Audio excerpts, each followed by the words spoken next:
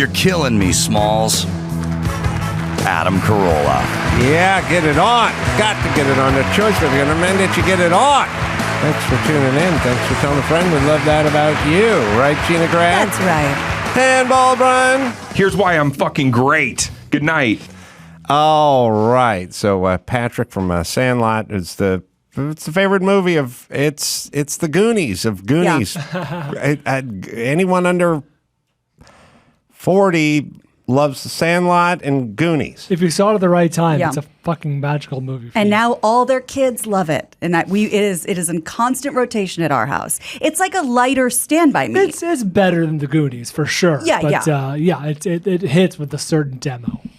All right, so we'll get into that as well. I have Halloween was last night. We're taping a little out of order, so don't be confused, but had this funny experience, which is I came home last night at about 5:30. And I walked in and I said, Olga made the announcement. No candy. Oh. Not getting burned with the candy this year. Oh, geez. And I said, shouldn't we have some candy? And she said, no, every year I buy candy and nobody shows up. And then I started thinking about it. I live in a neighborhood that has some sort of traditional houses where one could walk down the street and turn right and go up a driveway 40 feet and get some candy. Yours is not like that. Yeah. And then there's other houses that are up a hill with a long, windy driveway. Not worth the calories burnt to get to the candy. A front door you can't see from the side. Yeah. Unless it is 100% confirmed you have full-size candy, it's going to get skipped. Right. Too spread out. Yeah. Rich man, poor man. You don't go to the super rich guy's house because he's got a long driveway. That's a good point. And you don't go to the poor dude's house because that guy doesn't have squat. Or you get my mom's raisin box and whole walnuts in the shell. So there's a kind of mid-level where you get the most bang for your buck when you're trick-or-treating, and that is the middle class. Right. That is those single-family homes on, single-size lots, not double-wide lots, and that's where you get your highest gross when it comes to the candy. So I said to Olga, it was about 5:30, I said, so nothing? We got nothing? And she said, no, I don't... Not going to get burned this year. Every year I go out and get a big bucket of candy, and nobody shows up. You're playing with fire there, buddy. Yeah. I know. You gotta have a little bag. I trusted her instincts and her experience. Yeah. And I went and sat down in my office, and about 20 minutes later, I heard ding dong, ding dong, and then I was like, oh shit. Yeah. So then. By the way, I came out from my office, and at that point, my daughter came out from her room, and she went, trick-or-treaters. And then I spotted Olga down the hall, and she's like, I got nothing. Oh, boy. No. And I go, oh, shit. And I start walking for the front door, and my daughter's like, no. Hide. Turn the lights off. So everyone runs back. Jesus Christ. By the way, could you imagine this, adults doing this? No. When I was a kid, the guy would answer the door smoking with a boner and went like, huh? What day is Beat it. Yeah, okay. And he would have spilled a little of his beer into my plastic pumpkin and went, now beat it, kid. There's some Marlboro bucks. We're all, you'll get a kayak shortly after you get cancer. So we all ran back to our respective rooms and hid. Pathetic. And then they just kept going at it, like bing, bing. And I was like, don't do anything. Do you have any cans of Coke or something? Yeah, shut the lights and don't say anything. And then Tic Tacs? Anything. At a certain point, the 7-year-olds who realized they'd made the long trek up the driveway only for Bupkis started leaving, and they started running as kids would do, and then one of them tripped on like the gravel driveway and like went down hard, and then Natalia was like looking out the window and was like, she's down, and I was like, we can't come out there. Forget it, she's gone. She would want us to carry on. You're running with a helicopter in fucking Saigon. Right. So I was like, don't do anything. But she stayed down for a while. And then I was like, And then at some point, her friends got her up and they carried on. Oh, my God. This is terrible. And then Olga then Olga looked at me and ran out of the house to go to the Ralph's to get the bucket of candy. And guess how many trick-or-treaters came after that? Hurry. She runs out of the house. She goes gets the big variety chub pack of all the good candies, puts it by the front door, gets a battery-operated light-up pumpkin. Damn, last minute. Yeah, kind of string of lights to hang on the front door to signify we're open for business, and not another human being shows up at that house the entire night. It's worth the $3. Get the small bag with whatever, a dozen candies. Smarties, it doesn't matter. I think in Olga's mind, she buys it. No trick-or-treaters show up, and then Natalia eats all the candies, and she's like, not this time. But this time, it's all the candy, no trick-or-treaters, and we ended up in the exact same spot. And a man down. Yeah. So speaking of your children, Sunny Carolla, awesome. Fantastic costume. Was that it all? Was posted. Adam, please tell me you know about this. Did not see it. Sonny Corleone. After getting shot up at the toll booth. He could have used another, 24 squibs. Yeah. But that's pretty solid right there. Yeah. It's looking good, except for he needs a haircut. But told me he's getting it after Halloween. So I guess that's now. We'll work with what we got. Yeah. So, that hothead, Santino. I know. So that was his outfit. Good. It's that's great. Really good. Yeah. I don't know if Natalia was a Dallas Cowboy cheerleader. Oh, this is maybe.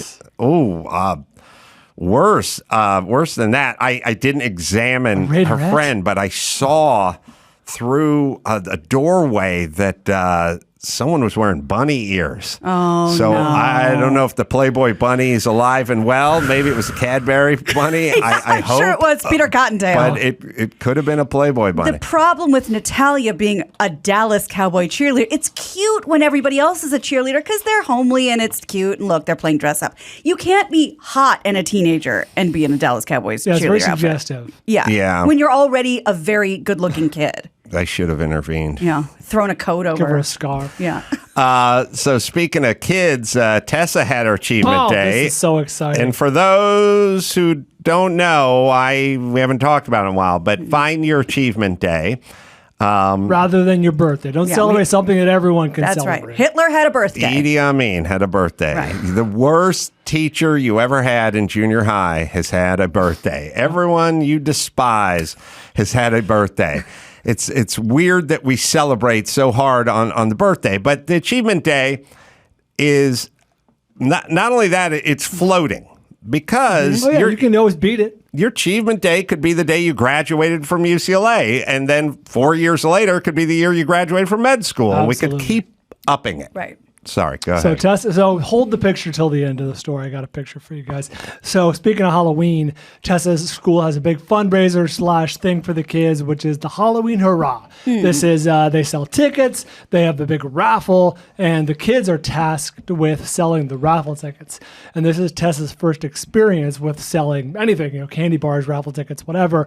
And she comes home with this pack of 20 raffle tickets for $2. They're supposed to sell them for $2 each, turn in the money. The winner, whatever kid sells the most in this 1st through 5th grade school is going to get a trip to Disneyland. Now, Tessa goes all the time anyway, so I don't know why that's a big deal to her, but she wanted to win. She's competitive like her mom and to a lesser extent her dad, and so she's like, I'm going to get that trip to Disneyland. And I'm like, all right, well, good luck. And then she was like, Daddy, can you sell these at work? And I said, absolutely not. I drew the hard line. Good. First ever, whatever, raffle, candy bar, whatever sales thing it is. I drew that line. God I said, bless nope, you. not bringing it to work. Tess, if you want to sell these, you're going to have to walk around the neighborhood and go door to door and ask people they want to sell them.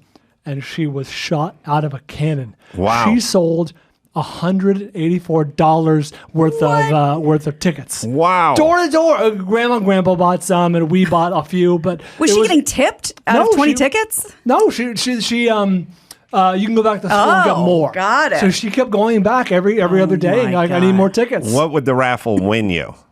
It's a cash prize. So $500 for first, $200 for second, $100 for third, fourth, and I should have bought fifth. tickets. Yeah. So she's a little tycoon going door to door selling tickets, and she sells $184 worth. And I was super impressed. All cash, a couple of Venmo, but all cash.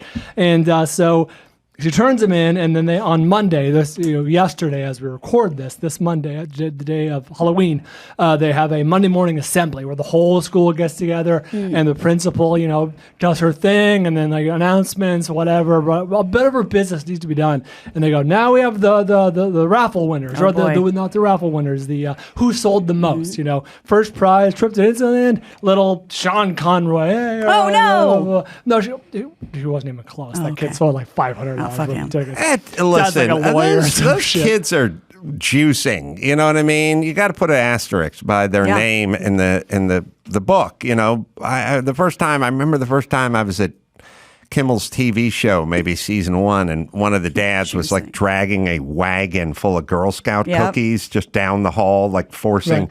By the way, shame the devil if you just bought one box. If they got to put you down for a fucking case, they don't leave until you have diabetes. And it's like, this is just your dad and how many, if the guy drives a forklift, then you get no sales. If he works in a busy comedy writer's room, you get a ton of sales. How many people can he lean on? Right. And what kind of message is this? Yes. Hey, go ahead and pimp out your parents and let them Sherpa the shit into work and outsource, because this is the ultimate, this is early outsourcing. You're 100% right. Well, you did the right thing. No, we're not done with this. So we get a second place, and it's, little Sheila, whatever, and she gets, I don't know, 2 something.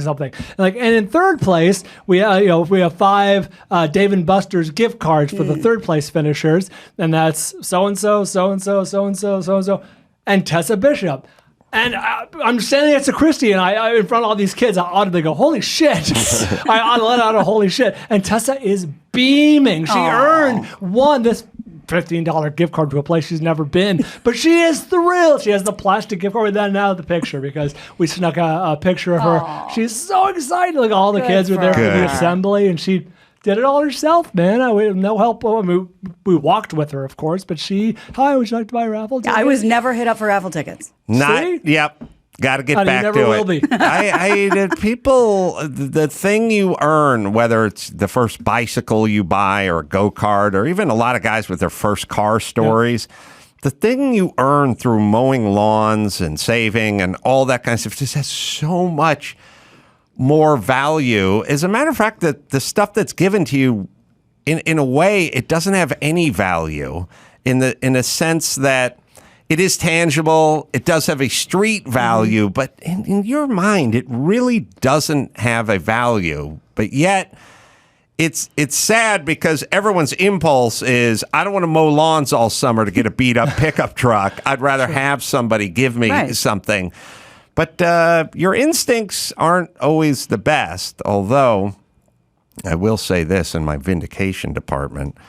I was speaking on Take a Knee to a guy whose name, I think his name is Vishen, and he's a very mindful guy, meditation and scientist and all this kind of stuff. But I was talking to him about, he was telling me how important napping is, that NASA did a study that a 22-minute nap made you 30% more productive when you got the nap. And I said, I've been a napper my whole life and taking shit for it. Like everyone calling me lazy and making fun of me. And when I would do the man show, I would get up at 2, 3 in the afternoon. I go, I'm going down to my dressing room. I'm going to lay down on the sofa and be like, where you going? We're all working over here. But you're so much more productive after not an hour and a half nap, just 20 minutes, just a 20-minute nap. And now, of course, all the studies are coming in. The other studies that are coming in,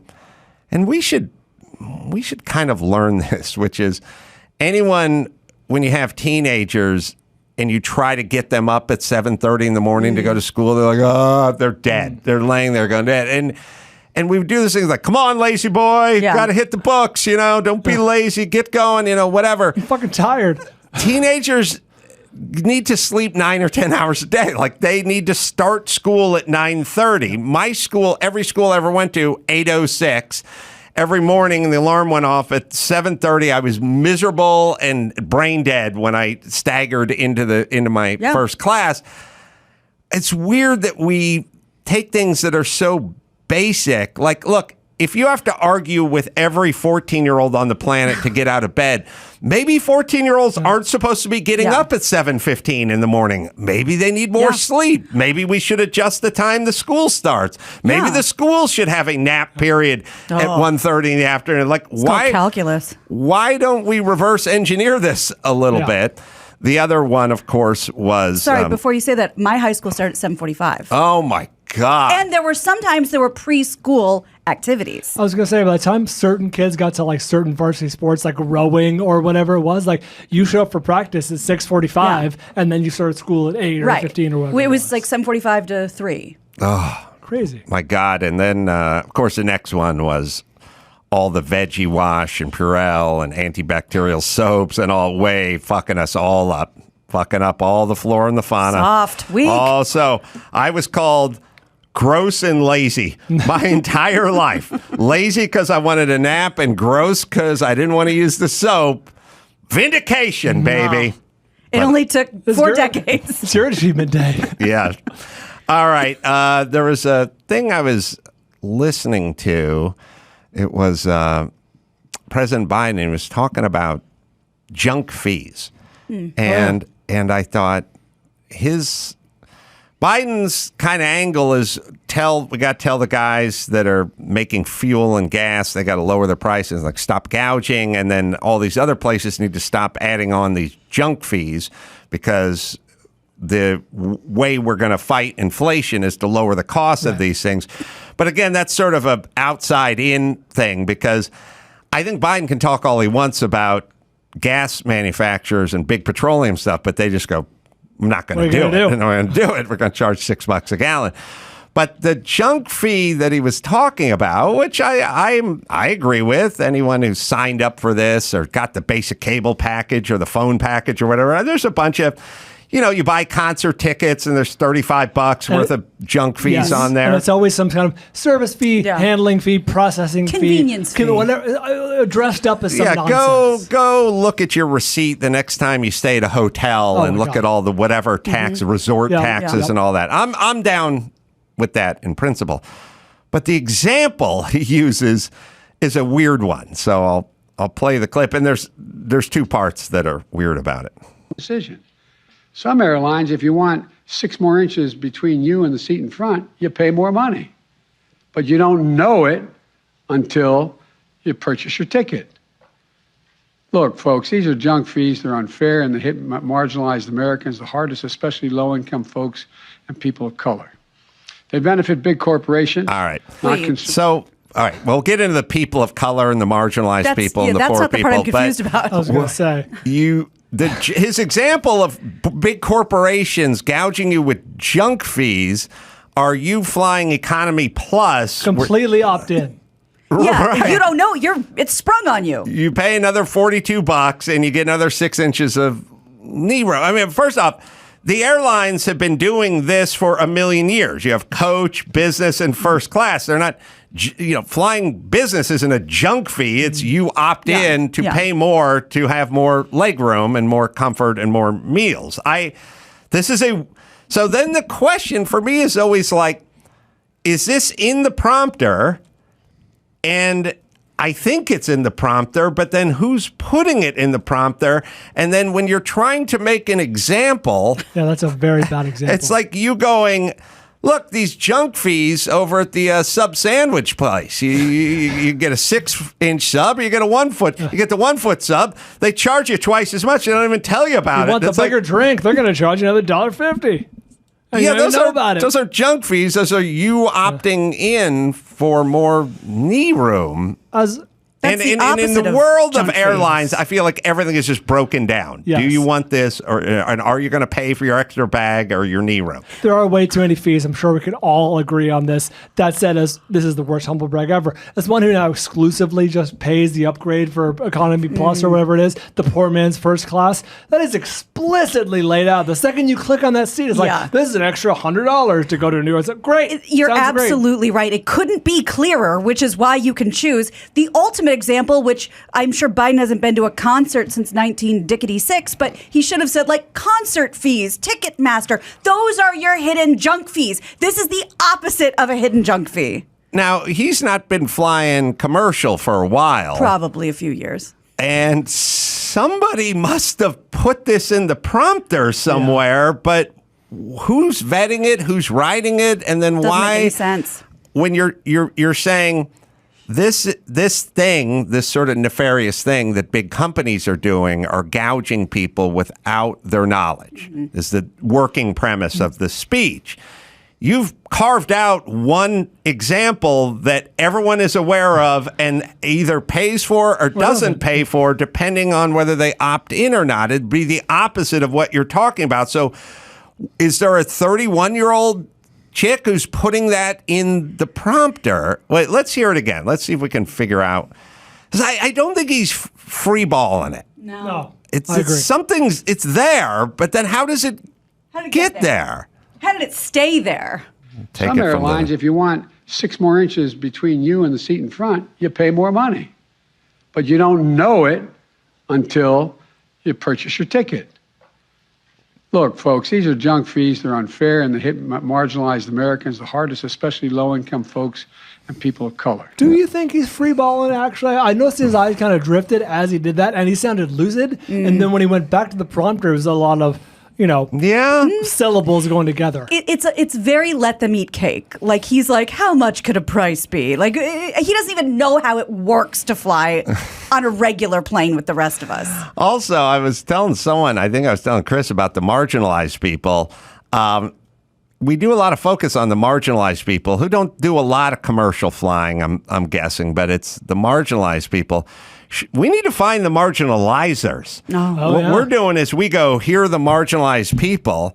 My question is, who is marginalizing them? Because you, if you, by definition, are being marginalized, then somebody is doing that to you. If you have a bad leg, then you have a bad leg. And if you don't make much money, you don't make much money. But if you are being marginalized, then somebody is marginalizing you. And I want a fact-finding committee to figure out who these marginalizers are. They don't want to tug at that thread. Well, maybe it's the airlines. I think it's the airlines in this case. Well, it's like you so obviously put out that none of us could even. I'm so mad at myself that I didn't come up with this. But we're talking about Fannie Mae and Freddie Mac and all this shit. You're like, wait, why don't we go straight to the universities and ask why they're fucking gouging? It's the same thing. They're with marginalizers. They are, and United Airline and Harvard and Brown and Stanford are marginalizers. Yep. But then the other part, the back part of this, sorry, Chris, I'll let you do that. I'll hit a spot and then I'll let you, you can just run the whole thing for us again. Good Ranchers holiday. Wow, man.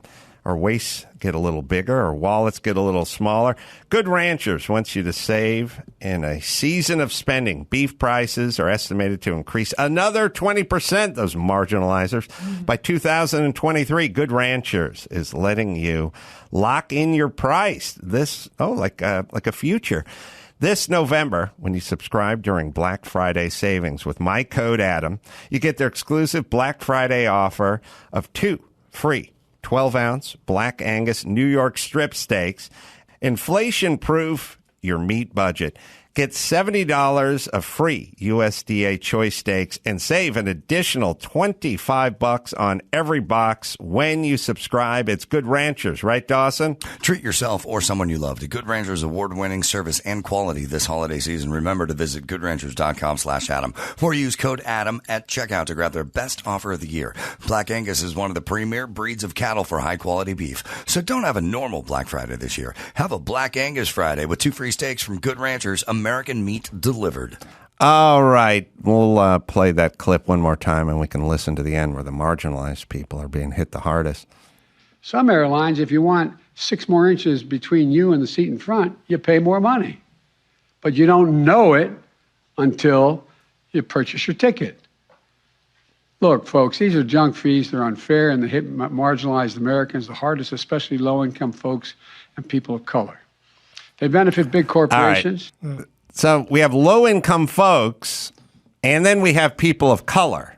So those are 2 different categories now. So you could be a high-income earner person of color, and you'd still be affected by Coach Plus because we can't. And also, we need to define what people of color are because we got a big argument over whether Asians are included in that group. I do not think they're included in that group because my argument is nobody says there's too many people of color at UCLA. Right. They're talking about Asians. So if they're talking about people of color and Asians were in that group, then they would just say people of color. They don't count. But marginalized people, there's 3 categories. There's marginalized people. I guess you could be of any color. Sure. But you're being marginalized. Right. Then there's the poor people. Marginalization knows no color. Who may not be marginalized. They could be lazy or not high earners. And then there's people of color who aren't necessarily marginalized or low income people. That's just flat out racism by the airlines, right? Right. But why does paying $40 for 6 inches of knee room affect people of color more than it would affect a marginalized person, or as much as it would affect a marginalized person? Are they not allowed to purchase economy plus? I don't know. The nutty race talk is insane. Listen, Biden, come up with a good example. I'm all ears and put it out there. Stop weaving. You're weaving race into every single subject, which is just making everyone feel a little bit worse about living in this country. Yes. I sent, actually, Chris, sorry I didn't give you a heads up, but I sent you guys something over the weekend that I really thought you would love. This Jewish Instagrammer put this up because, you know, the holidays are here. You got your Christmases, you got your Hanukkahs. And this video really, I thought of you when I saw it. She has 2 little kids who are in their little dreidel jammies and they're doing whatever. It says, why I don't talk much about anti-Semitism to my Jewish children. I won't build their identity on fear or victimhood. Ooh, and then we got and then they appear in the car with you. So wow. It's like, you know, and then it says at the bottom, like, I create their daily reality. Their daily reality is painting dreidels and having fun. This is not, victimhood is not their daily reality. There's a time for that. Right. The part where parents do this move where they go, I have to talk to my 5-year-old child of color about the reality of the world, and then they just beam, they just preen, and they go, this, look at what I'm doing. You are fucking your kids up. You're scaring the shit out of them. And the reality with whatever it is you're telling them, which is mostly untrue, especially statistically, is it's either true or it's not true, but you're still freaking them out. And that is not a good way to go through your childhood. The parts that are true are just way too complex for a 5 or 6 or whatever-year-old to understand and comprehend and process, like in context of their life. But my bigger point with Biden is the whole deal is we're going to get rid of Trump and then we're going to heal. And we're all going to come together to the center, but he weaves race into every discussion, which is grotesque to me. All right. An interesting thing I stumbled on to today, which was I was looking back, at times. You can stamp the times in a society by seeing pictures from the 60s and how women wore their hair. Sure. And then you get to the 70s and how women wore their hair. And you get to the mid 80s and it was a whole different thing. And then everything had a timestamp on it, even things like frames for glasses. Look at all the NASA guys for the Apollo mission. Buddy Holly. With the same optometrists. Yes. They all had the same glasses. And guys had mustaches and wore derby hats. And then later on, guys had beards. And then there was the color palette, the avocado and the burnt orange in the 70s in the kitchen. And I realized there isn't any visual timestamp on where we're at. So you get foolish. People are foolish. People wear their hair in a beehive in the 60s. And then at some point, that woman gets a page boy and goes, God, it was so ridiculous the way we used to wear our hair. And then somewhere you get to 1985 and she looks like she's in the band Cinderella or in the band Heart.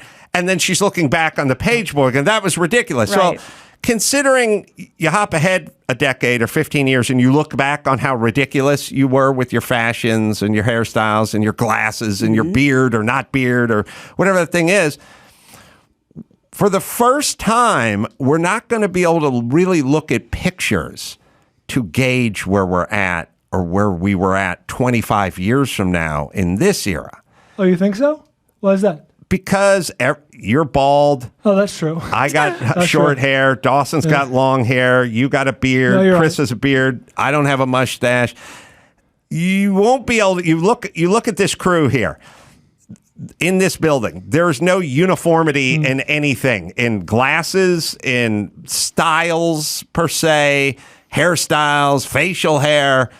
You know, you go back and look at the crowd in the stands when Babe Ruth played. They all the guys dress the same. They look the same. Right, but look at how everybody's dressed. Everybody's wearing a hoodie and a T-shirt. I appreciate what you guys are doing. No, but I'm just saying that's the only pattern I could comfortable. find. It's comfortable, but we're not really going to be able to stamp This it. is kind of time. You wouldn't Because be a pariah. you could look back on pictures of you in 1999. You might be wearing a sweat jacket. Yeah. So we're not going to be able to visually timestamp this with a style and a look. There's always stuff with women's fashion and stuff like that. But in general, girl. we're not going to be able to look back and go, oh my God, what was I thinking? Look what I was wearing. You know, every chick who made it through the 80s has some bad 80s. Every wedding photos, all the Farrah Fawcett hair, the bangs. Right. Wow. That's the question is, are Natalia and her friends going to look back at their yearbook and have that thought? Probably not.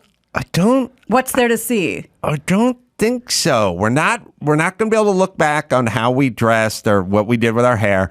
We're not going to look back on the shitty car we bought.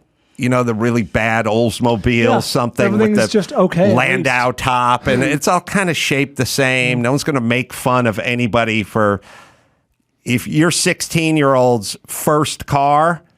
Not going to be able to make fun of them like we made fun of our first cars. Right. I think this is going to be the era of sameness. Of it won't be visual. It'll be verbal. It'll be like tonal. That I believe. It'll be like we were trying to get everyone to give their pronouns out. What the fuck was going on in 2020? You know what I mean? We tried it. It was an experiment. We were trying to make new words for Latinos, Latinx, and stuff. Like we had all these cockamamie, fucked up, stupid.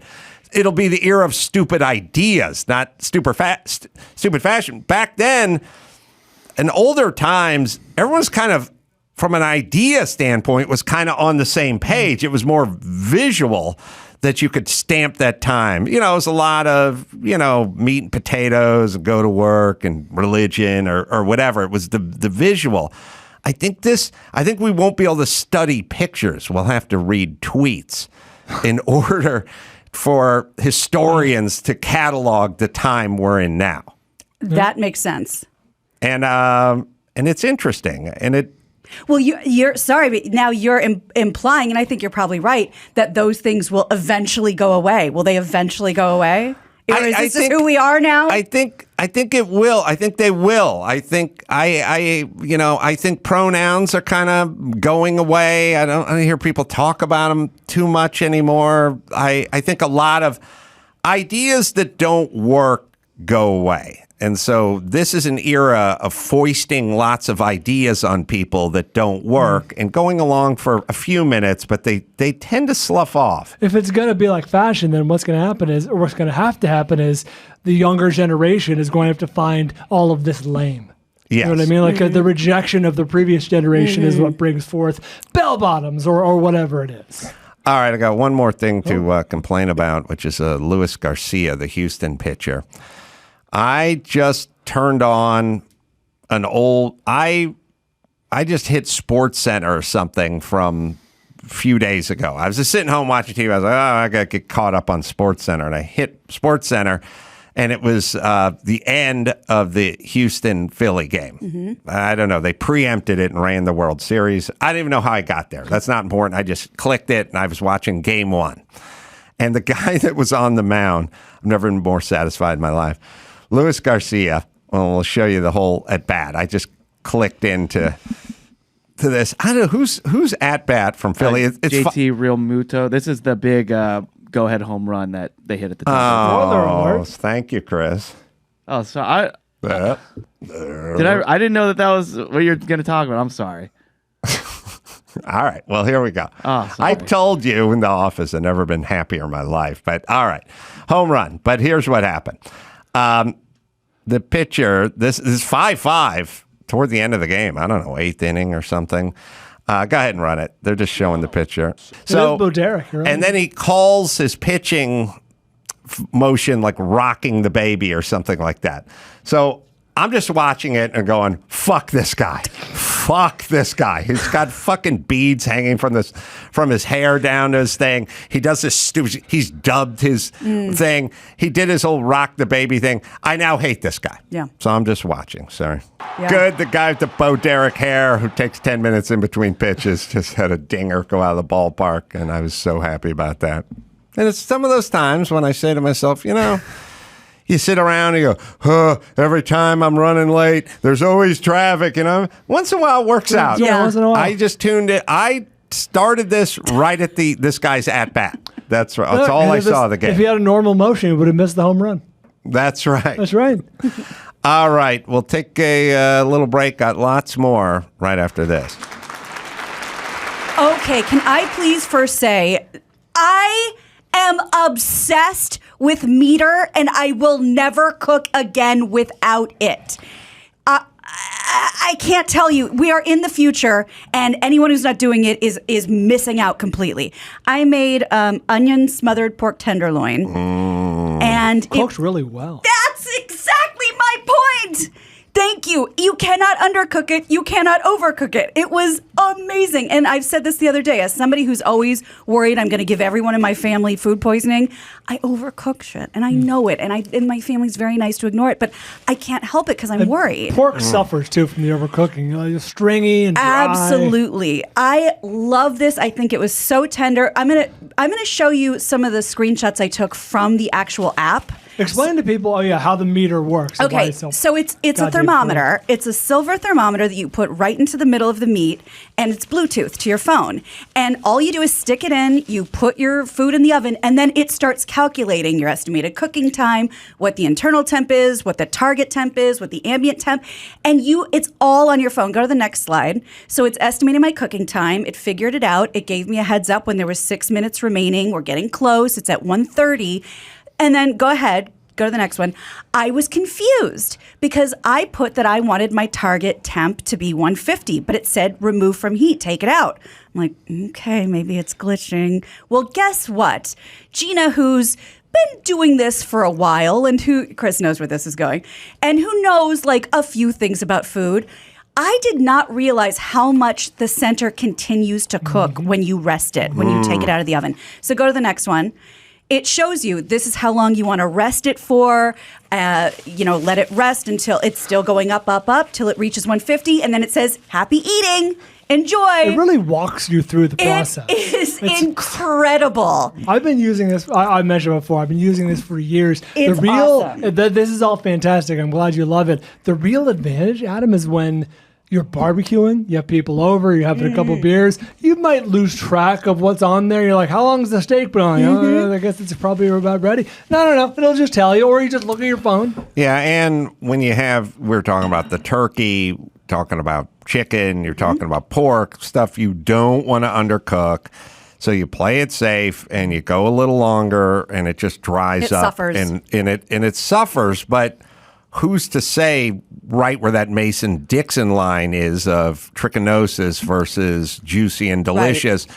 And so you Meters tend to just go past what it needs, and that dries it out. I've found with like red meat, I'll pull it out and kind of look at it and go, but you can't really do that with the turkey. No, and even I have to say, and I did a turkey tenderloin with this already, and it was perfect. But even I have to say, this is perfectly cooked. And the reason why I can say that is because it wasn't up to me. It's because it was meter. Adam alluded to it, Gina, but this helps you avoid the unforgivable sin of cutting the meat down the middle. Just take a peek. Yes. Like how pink is it? How done is it? How whatever.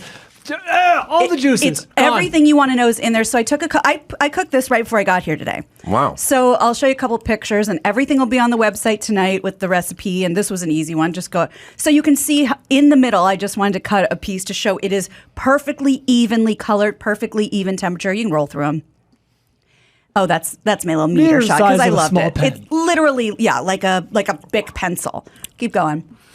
It's just an easy cut. I personally thought, what can we do to zhuzh this up a little? So I did an onion smother, which is literally just a sweet yellow onion sliced in butter. Slow and steady wins the race, about 12 minutes till it's nice and soft and getting a little golden. And then you top the raw pork tenderloin with it and put everything in the oven. Keep going. It is delectable. That might be it. But every dude who barbecues should have a meat. Absolutely. You can put it in almost anything. You cannot, listen closely, you cannot put it in a deep fryer. And you cannot put it in a pressure cooker. Otherwise, I think everything is fair game.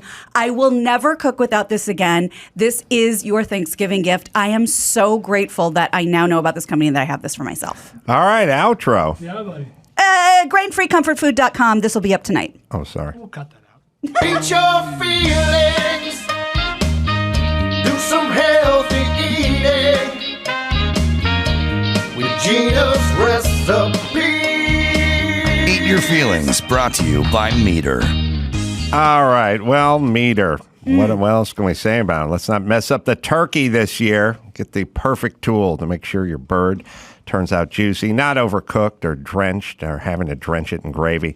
Sleek Bluetooth meat thermometers we've been talking about. Keeps the eye on your food so you don't have to. Go inside, watch the game, enjoy a cold one.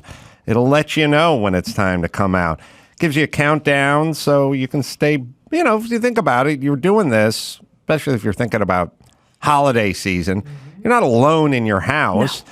You're either inside entertaining, enjoying other people's company, or you're inside making some candied yams or something while this thing's out on the barbecue or wherever it is. You got things to do. Use it for grills, smokers, ovens, sous vide cooking as well, air fryers or rotisserie. It's Meter, right, Dawson? Get a free pair of heat-proof gloves with any Meter purchase. Go to Meter.com. Add the barbecue oven mitts to your Meter purchase and use code ADAMSHOW at checkout. Thanksgiving is coming. Cook your meat to perfection and get your free cooking gloves on MEATER.com with code ADAMSHOW. I had a couple of thoughts. One is some clarity. I was talking on Ace on the House to Stromer. We're about the same era, the same vintage.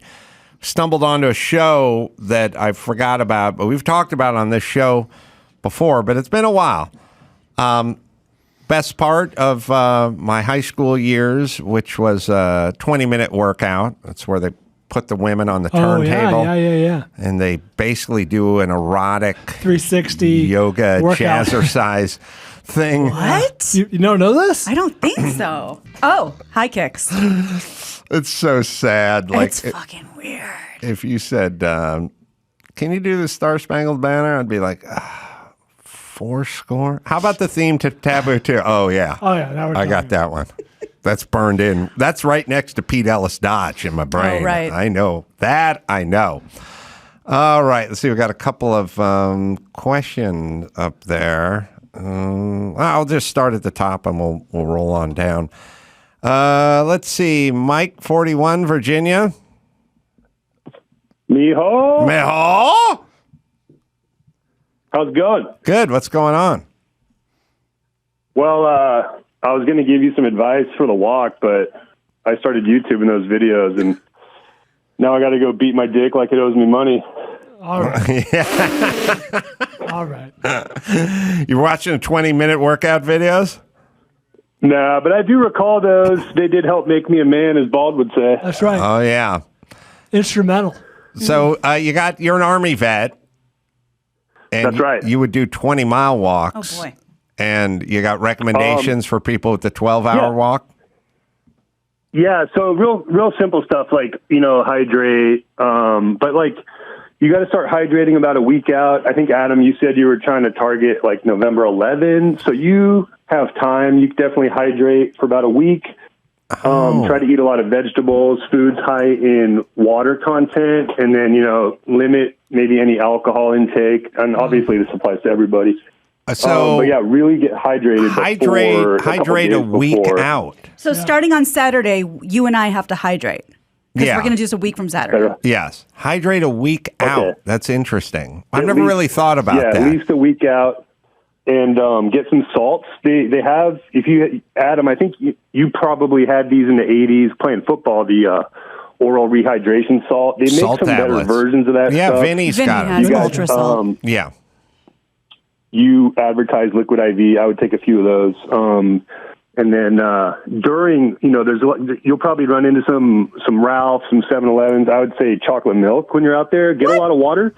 But every couple hours, get some chocolate milk. You get the protein, the fat, and the carbs mixed in, and you get some calories out of that. Mm-hmm. But then, so this could be tricky for you guys. I was going to say your shoes. Your shoe situation is going to be vital. So what we usually did was get boots and shoes that were 1/2 size bigger because your foot's going to be really swollen when you're getting up into that high mileage. Yeah, I always get my Nikes a half size bigger when I do that, when I go on walks. Oh, that's interesting. Okay, yeah, your foot, and the friction and moisture equals blisters. So on the back of the heel, you want that real snug fit, like on the Achilles, and then you want socks to go up probably to your calf. Don't mess around with any ankle socks. But the thing is, hopefully you have time. You guys could get fitted for some good shoes at a good store, and they'll look at your gait at any specialty running store, tell them what you're going to do, and then you should be able to break them in before you do that. But if you can change your socks a few times, foot powder, and then I'm assuming you're going to get blisters. They make this product called Moleskin, and you can cut little pieces of it off and put it on the blister area. Oh, interesting. Change your socks. Because, dry feet, you can do foot powder, change your socks, but if you're going to be on your feet for 12 hours, and I know you were talking about making your own rules and stuff, like every couple hours, sit down, change your socks, just throw the other ones out or whatever. Dry socks, so you could bring a little fanny pack or something with a couple pairs of socks and some foot powder and that moleskin. Get the moleskin. But yeah, the hydration, obviously eating, you guys are going to have to eat some carbs before. I know the NSNG thing, but you're going to be expending thousands of calories. I know Vinny did it like all willy-nilly, but Vinny's a fucking beast. So, I'm not saying you're not, but we're not. No, we're not. I think definitely some carbs, hydrate, and then the foot maintenance, that's going to be the main thing. Great. That's a good point. Thank you. Yeah. Thanks, Mike. Do you want me to order this on Amazon right now? What? The moleskin? Yeah. Yeah, I think you can. I think it's around. Is it? Is it like I you wouldn't have known to look paint for it. on over your blister or something? It kind of just looks like a Band-Aid, unless I'm looking at something different. Let's see. You just cut it in different sizes. Let's see. I'll just go down the line. Dylan, 29, South Carolina. Hey, gang. How's it going? Good. Hey. Good to talk to you guys. So I had an idea. I know you guys like to make fun of Japanese anime on the show a lot and make fun of people who watch it. But I thought that there might actually be a point of common ground here because the opening theme songs for a lot of Japanese anime shows, I think you might actually really like, Adam. So I guess you always talk. Sorry. Is Speed Racer and Kimba the White Line, is that considered anime? I don't know about the Kimba White Line thing, but Speed Racer, absolutely, yeah. Huh.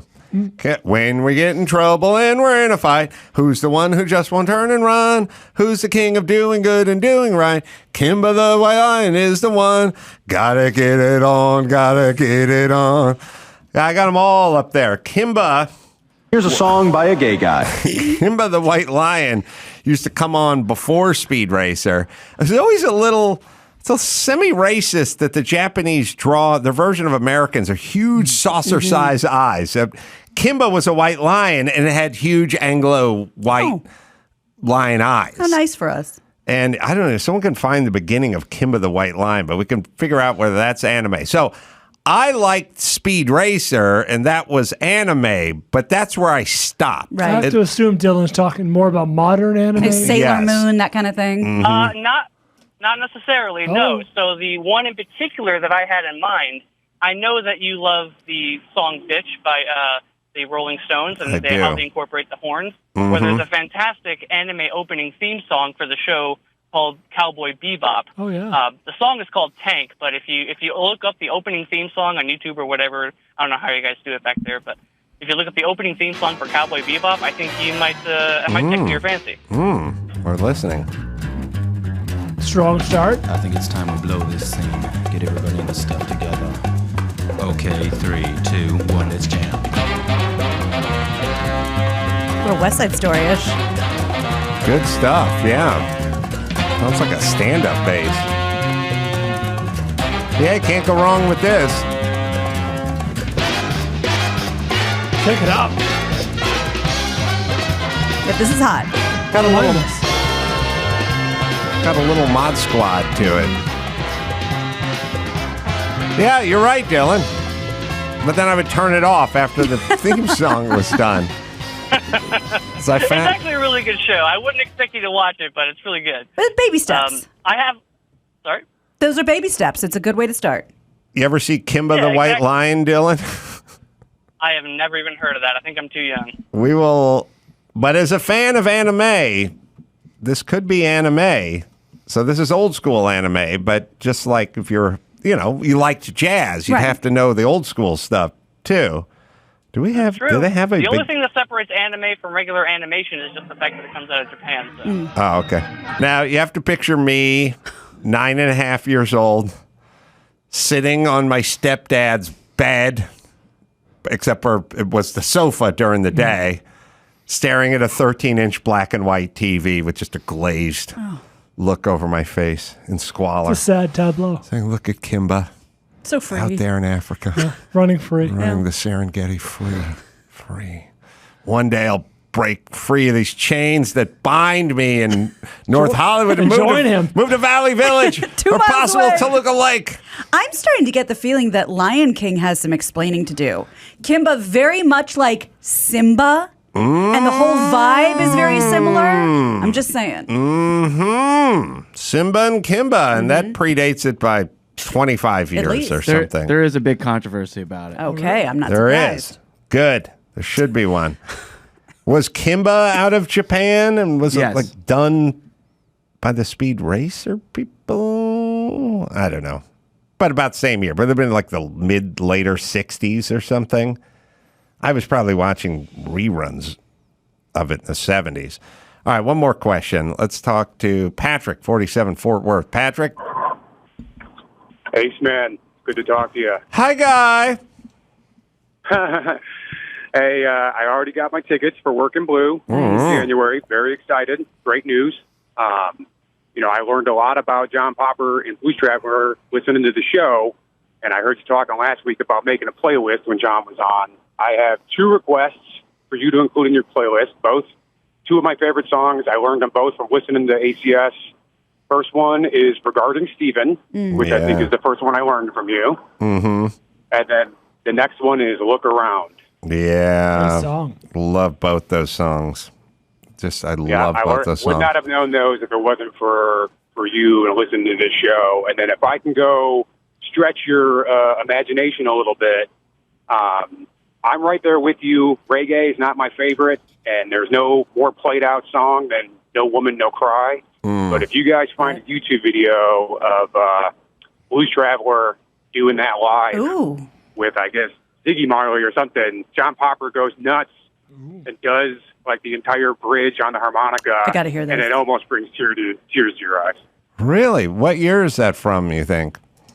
I don't know, but you can definitely get it on YouTube. I've watched it 1,000 times. Here, About an I'm 8-minute sending it to them video. right now. Cut to the chase if you if you do. The John Popper solo is incredible. How many minutes in would you estimate? I'd say if it's a 7.5, 8 minute video, you gotta fast forward to at least the 4.5, 5 minute mark, and you'll be close. All right. Thanks for the tip, and say hi when we see you. I definitely will, and I know you're not bringing your bingo machine, but if you need me to pull your balls, I'm local. Oh, we'll bring it. afterwards. Nice. It's coming. That goes for the whole crew. Thanks, Patrick. Yeah, cue it up to about 4 minutes in. All right. Well, listen. And it must be nice for John. It's like it is with comedians, you know, like I said, I would go to theaters and it'd be like moderate sized 900-seat theaters or 1,000-seat theaters, right? And up on the wall, I see the pictures of the wall and it'd be like Tower of Power. And there's 14 guys in the picture. And then Santana's rhythm section, there's 28 guys. And I'm like, how do they get paid? Like, they got to travel. They need a semi-truck, the amps and roadies and whatever. Everyone needs a room. John gets to travel with a harmonica. Yeah. He gets to put his instrument in his front pocket. All right, we'll listen to him from, I don't know what year. You know, they say don't read the comments, but boy, people are loving it in the YouTube section. One guy says, this thing starts out as, okay, it's pretty good, but the song keeps getting better and better and better until at the end you're in a fucking trance having a full-blown religious experience. Jesus Christ, I'm going to watch that whole thing. Yeah, love Popper. Awesome. And he's funny. And this goes along with the bit that we used to do. John Popper makes a song better, makes a shitty song good. Yes, he does. So you can reserve your spot at adamcarolla.com. That'll be January 20th and January 20th and 21st. So we'll do a live pod there. We'll do a stand-up show. We'll do a concert there. We'll do a brunch. We'll do everything. And we'll have a couple of drinks along the way. All right. Patrick Renna is going to join us. You know him from Sandlot, of course. And we'll talk to Patrick right after this.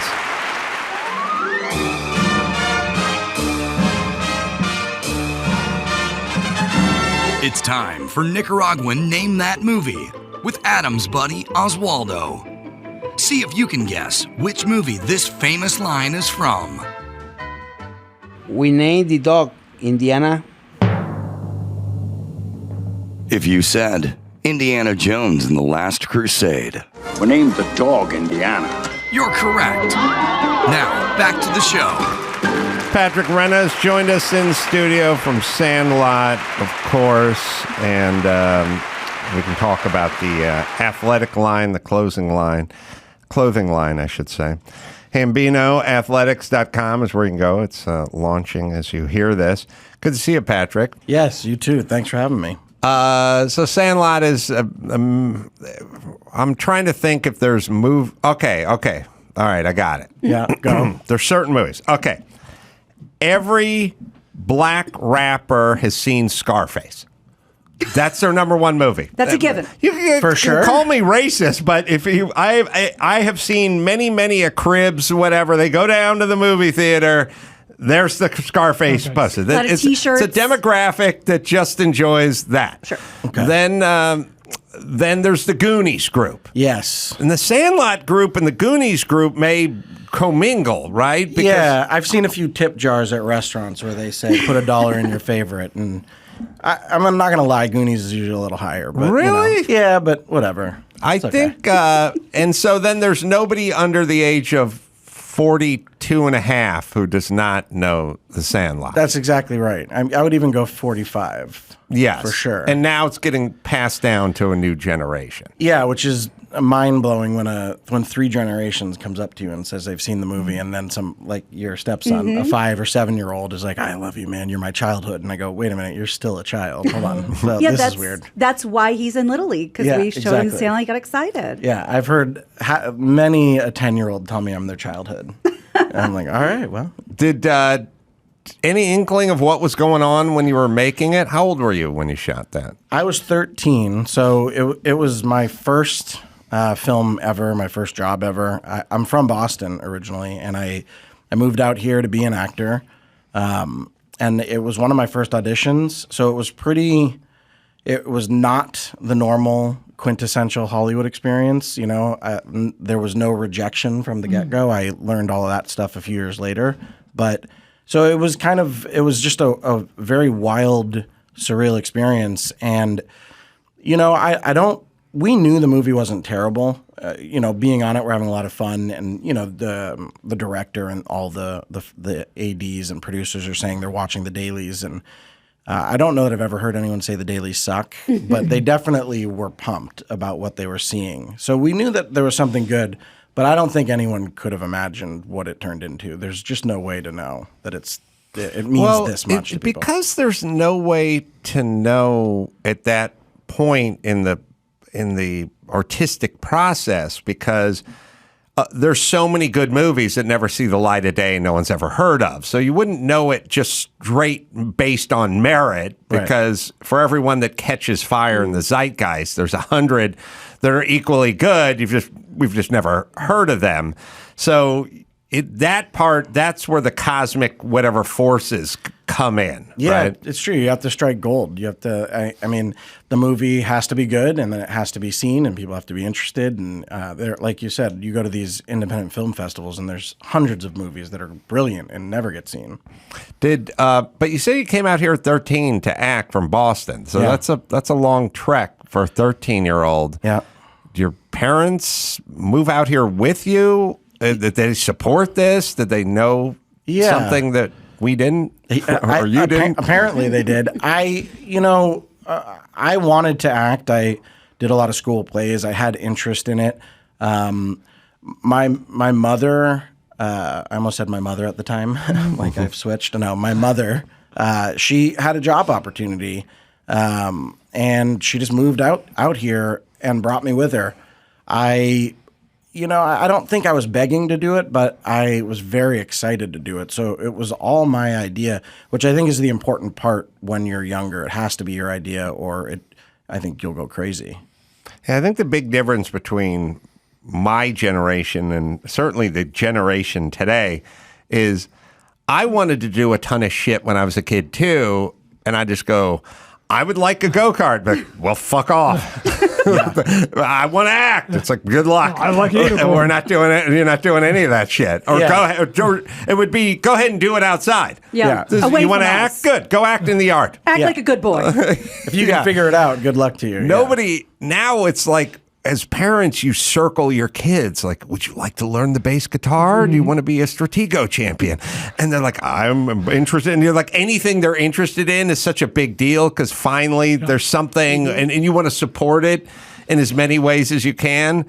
When I was a kid, everyone wanted to do something, and we just had to go do it, like leave the house. Yeah, it does feel different now, for sure, even than my generation growing up. I mean, obviously, my mom supported me, but even still, people ask me, how did I not, get all caught up as a child actor? And the truth is two things. One is I wasn't really a child actor because I started at 13, and 13's you're getting there. You're a teenager. You know what you want. You know what you're doing. And 3 years later, I was on sets alone. So my mom kind of just backed off and went, go for it. And if I ever got in trouble, my family would help, and they were very supportive, but they allowed me space too, which I think was really important. I was in Canada. I went to Romania when I was 16.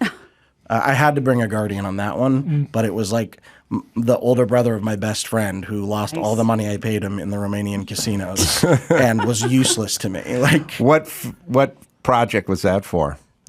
What was that? It was called Johnny Misto Boy Wizard. It was like some independent kids thing, but that was a wild experience, being in Romania with I think the older brother, I was 16, he was maybe 18, 19.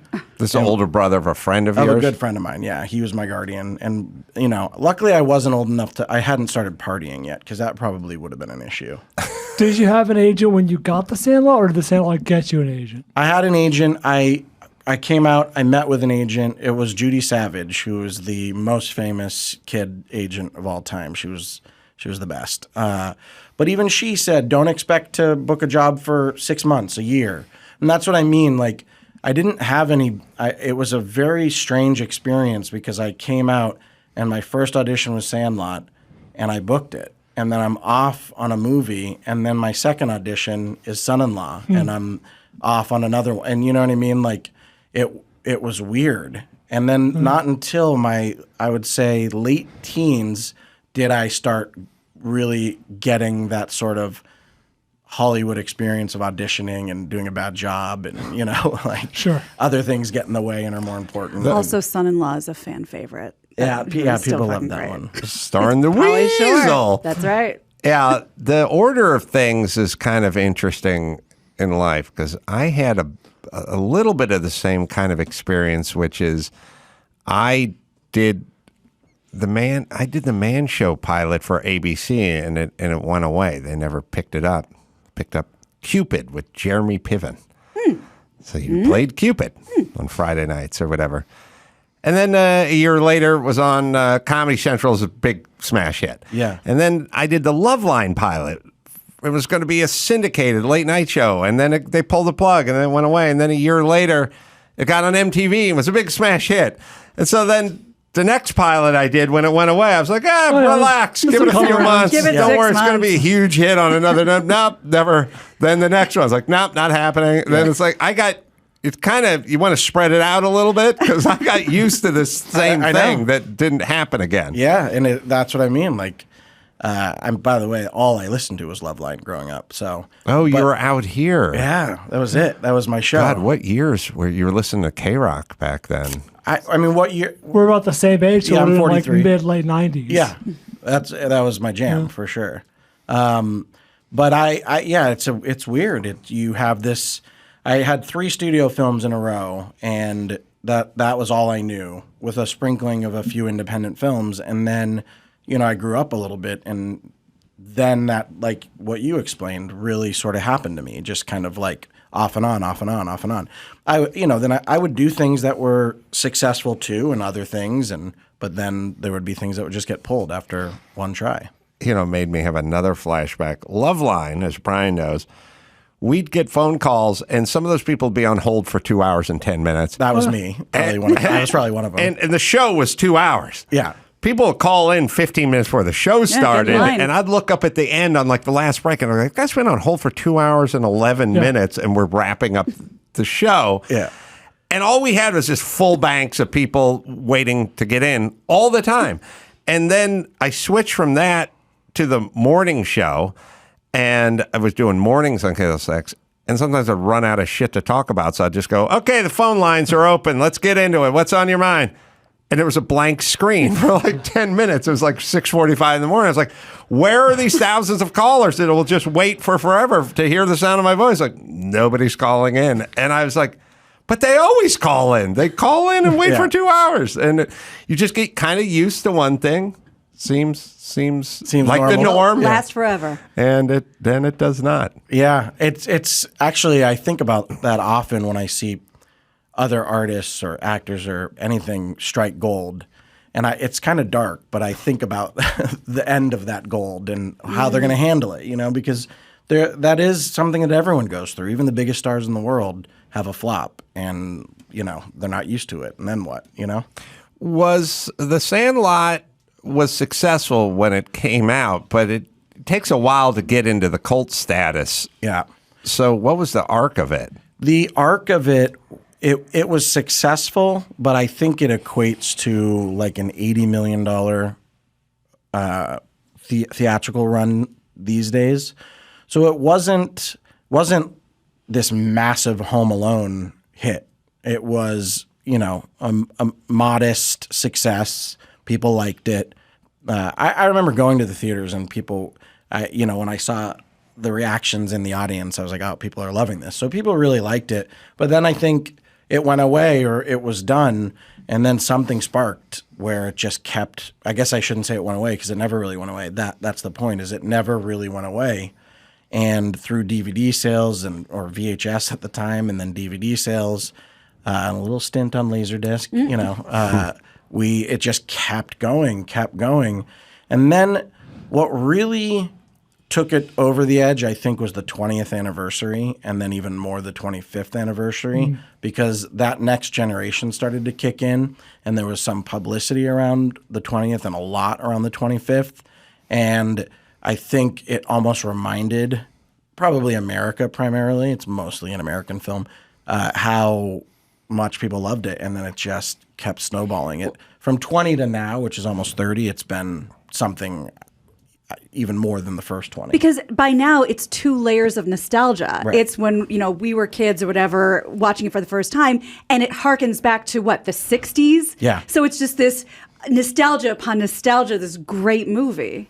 Yeah, it's true.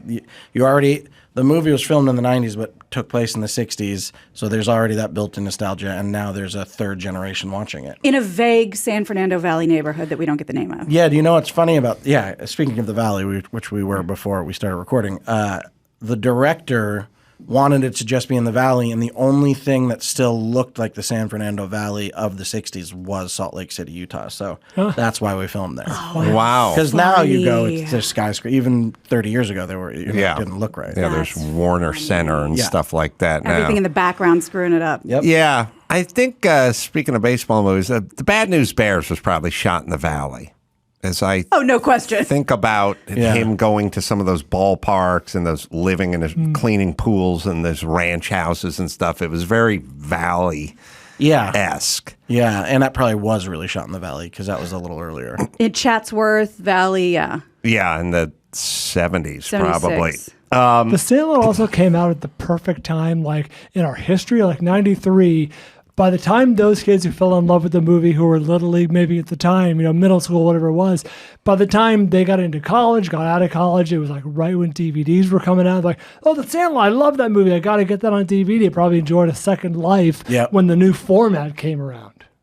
Yeah, I would agree with that. There's something where it just... There's a perfect alchemy. Yeah, something perfect happened with it. Chris named his high school band, after you, I think. What? Yeah, well, we were called Long Ball Porter. Oh, okay. You're saying that as you're back, because his name's Hamilton Porter. Great band name. Yeah, I'm that age, right when The Sandlot came out. It's kind of when I started understanding movies and comprehending movies, and your lines are so funny to me. It was just the first real comedy that I understood was him was when Hamilton Porter would be catching behind the rival team and just talking trash to him as they're swinging and things like that. He taught me how to make a s'more. I didn't even know what a s'more was, and his character taught me how to make a s'more. Yep, it's incredible. That's a good name for a band. Yeah. Maybe I'll change it back. Come on, I like it. Were the other kids in the movie the same age? Yeah, I know there's a little bit of a range. Yeah, I was one of the older ones. So 3 of us were, 13. Maybe Mike Vitar, who played Benny, was 14. And then, there was a mix. Yeah. It went from 13 to 10, I think. And no trouble behind the scenes, getting in fights and shit? Are you kidding me? Constant trouble. It was 9 dudes over summer. We were best friends, so we beat the shit out of each other, too. The smallest kid clocked me right in the face, Shane Obazinski, and I went up to his mom and went, "Did you see what your son did?" And she went, "Yeah, you deserved it." And she was right. I deserved it. Wow. Yeah. We were just like little punks, but realized it was all of the mothers were our mothers, too. Mm-hmm. It was just, we had a great time, and it was the best summer of our lives, too. Did all the kids have a crush on Wendy Peppercorn? Absolutely. Of course. The director, young Marley Shelton. The director pulled all of us aside that morning and said some choice words about being appropriate, not looking at her wrong. I see what you're all getting yourself into. I get it. Don't even think about it. How old was she? 15, 16? Yeah, something. She was a vision. Yeah. And, the director was like our big brother. He really was. And he is to credit for a lot of the success because he wrote it, he directed it, he narrated it. He's the voiceover in there. Oh. And even that scene you were talking about, Chris, with me in the backstop, it was improv, but it was a funny improv because he had a bullhorn in the dugout. And he rolled one take on this thing and realized this one, it was film. So this cost a lot of money because it was probably 20 minutes of one shot. And he just would rifle through all the opposing batters and yell insults for me to say. So he'd say, tell him if I was as ugly as you, I'd shave his butt and teach him to walk backwards. And then I would chuckle a little bit because I'm a 13-year-old kid. And he'd go, come on, say it. We're rolling. And I'd fire the line off. So it wasn't, I know, but it was great. We had so much fun, and it just was that experience, I think, that was captured on film, too, that's why the casting process was very long, because he wanted to make sure we all got along, and we really did, and in a perfect way didn't. We fought like brothers, Kevin Durant used your picture on his Twitter profile for years. I know. I was so sad me. when he took it off. That's pretty cool. I mean, Kevin Durant. Yeah, I was very flattered. Any special kinship between you and Dennis Leary, both being from the same place? No, I don't even think I've met Dennis Leary. Okay. Yeah, you weren't in any scenes with him? No, there were a few scenes that he was in. Maybe I waved to him once. He's actually from the same city my mother is from, Worcester, Massachusetts. Oh, wow. So I actually happened to be back there for like my grandmother's 80th birthday years ago, and he was there for something else, and we were in some small Worcester ballroom, but I just passed him in the hall too. We don't really know each other. I worked on Judgment Night with the man, so I can tell you. Best friends. Best friends? No. They go way back. I was a stand-in. Well, hey, we never got to talk. Yeah. It's important work. Stand-in was the best job ever, man. It is. Good paycheck. Granola easy. Bars. You don't have to Free do craft anything. service. Yep. People really... Everyone wants to be large and in charge and the mover and the shaker and like in the corner office. There is a certain bliss to having nobody know who you are or give two shits about you. Oh, absolutely. You're right. You get to sail right onto set, go take a nap like in the back behind the duvetine curtain, use your backpack as a pillow. Just sit around and eat. No one even knows your name. No one's going to yell at you to get back to it. There's nothing to do. Yeah. And there's nothing to fuck up. You're standing. You just stand there. It's true. And you get a decent wage doing that stuff. Yeah, I think what we all want out of life is maybe the snowbank and the hot tub. It's like the cold dunk is not good, but too much time in the sauna doesn't feel good. We're looking for what you want is a day where you have that corner office and everyone's coming up to you asking you questions, and you get a testosterone surge because you're the boss. And then the next day, you work as a stand-in on Judgment Night, and nobody knows who you are, and you just completely decompress and eat granola bars. Yeah, it'd be great if you could flip-flop like that. Yeah, that's the toggle is the problem. It is. It doesn't really work out. No, but I do remember working construction, going from construction where people yelled at you if you sat down or didn't get up on the roof or something to just flopping around on a set all day and getting paid. It was just the best. Yeah, construction's I guess not if you have to do it every day, but I've always enjoyed construction myself. Well, that's the toggle. Yes. You want to be inside with the air conditioning for one day, then you want to go out and work out in the sunshine the next, and then go back into the air the next day. Yeah, I never had to do it for a living, but my stepfather's a general contractor, so I always got a little taste and enjoyed it, and then could go, okay, bye. And nothing, I didn't have to stay. I've been asking musicians on the show lately, but we should ask actors as well. Celebrity fans. Yeah. Besides Kevin Durant, there's got to be some just huge Sandlot fans out there. Yeah, I think there are. I mean, it's funny. There definitely are. You see them talk about it sometimes. And I remember I was at a wedding with Ashton Kutcher and his wife, Mila Kunis, and I sort of have run in circles around, so I've seen Ashton from time to time, but I'm a huge fan of Mila, and Ashton came up to me at the wedding and said, hey, Mila's too shy to come say hi, but she's a huge fan. Can she come over and say hi? And I was like, you're Ashton Kutcher, and that's Mila Kunis. I'm pretty sure she can come say hi. So she came over kind of shaking, and I'm shaking, and, like that's... Because she's right in that demo. She's the perfect age. She's that age, and but I've grown up watching her, too, like, huge fan. Yeah, because that 70s? Yeah, she was that Jackie. 70s show at the beginning. That was kind of her first thing, and then Meg Griffin. Yeah, I mean, a lot of range. I was at a breakfast once back when Ryan Reynolds and Scarlett Johansson were together, and I was staring at them, and then they start staring back at me, and nothing occurred, but I thought to myself, like, they wouldn't stop looking at me, so I'm going, just come over and say hi. You're Ryan Reynolds and Scarlett Johansson. All I want to do is introduce myself. So it's pretty funny because these bigger than life celebrities, yet they're celebrities. So I don't know. It's just it's an interesting dynamic because I'm too scared to go say hi.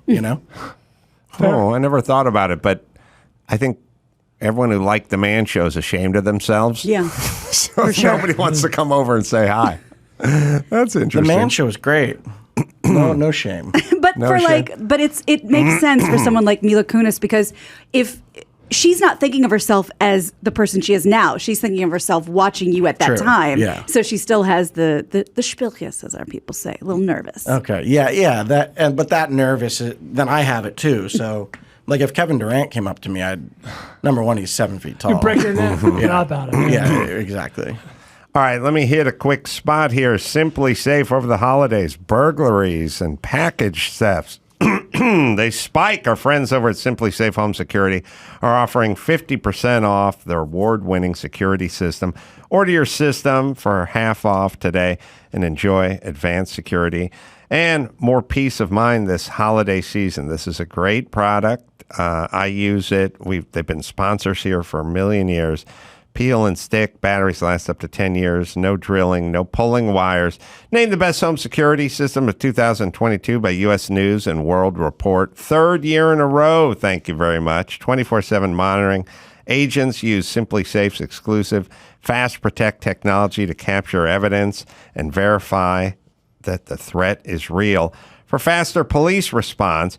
And it's under $1 a day. It's Simply Safe, right, Dawson? Don't miss your chance to save big on the only security system we recommend. Get 50% off any new Simply Safe system at simplysafe.com/Adam today. This is their biggest discount of the year, so don't wait. That's simplysafe.com/Adam. There's no safe like Simply Safe.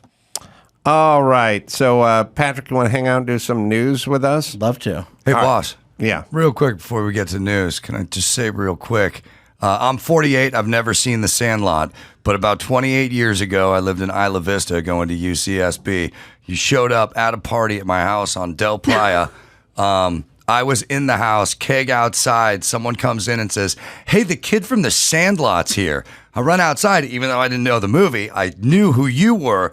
You got drunk with me and all my friends, and for weeks, all we talked about was how cool the kid from the Sandlot is. Oh, man. Well, number one, you have the most syrupy baritone voice of all time.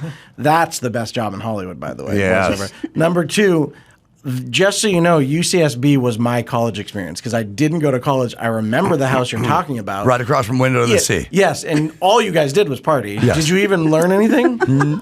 I cheated my way through college. Okay, I got a 3.8. That was, wow, Yeah, impressive. That was the best time of my life. My buddy. So you didn't go there? No, my buddy Bobby went there. Do you remember Bobby? Yeah, I mean, there's so many people. But he went to UCSB, and a bunch of us would drive up every other weekend and just go to frat parties with him. You both pretended to be at UCSB. I fully pretended to go to college. This is an interesting thing. I don't know if this goes on anymore, this cultural appropriation where you're not a student there. Yeah. Isla Vista for Halloween. That's where you'd go to party. Oh, I'm sure. They would close off the streets. Yeah. It was a full-fledged Sodom and Gomorrah. And we'd be like, we're all dumb and cleaning carpets and working manual labor jobs. But we have a friend who it goes to... I rode a motorcycle there in a rainstorm once. Like I got on Laurel Canyon on the Ventura Freeway. On Laurel, it started to rain. I just kept it all the way through to Isla Vista. It never stopped raining. I got out off my motorcycle, no poncho, not just jeans, and got off the bike, freezing, and laid in the bathtub and ran hot water.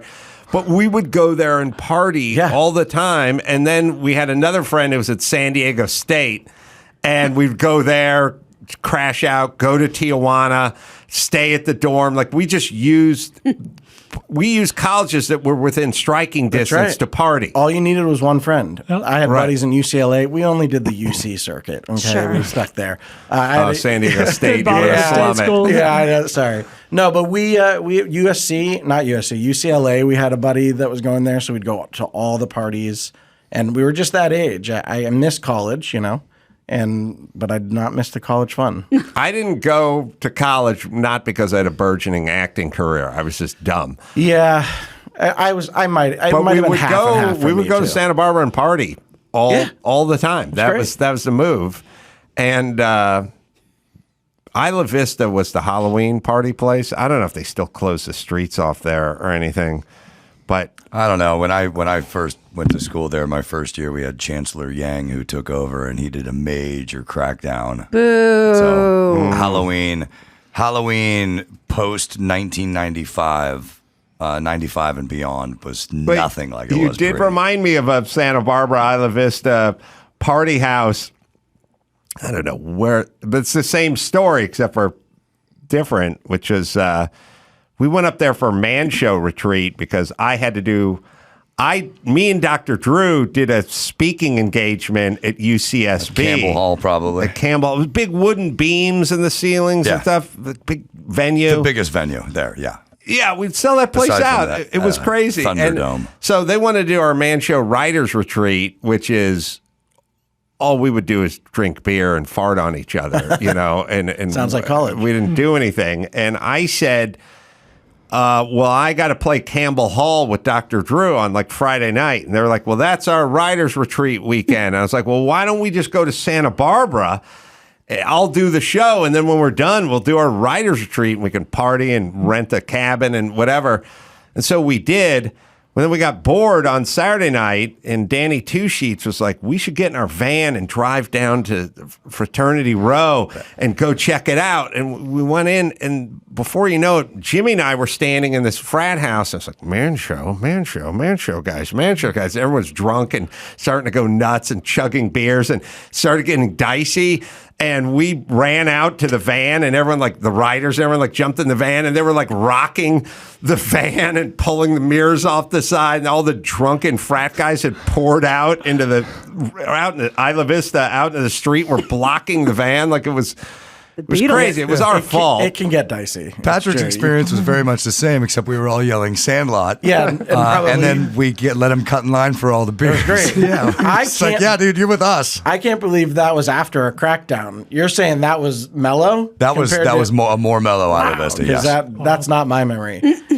But you just have to. The only problem with it is you have to do a shot with everyone. Sure. So all of a sudden you're on.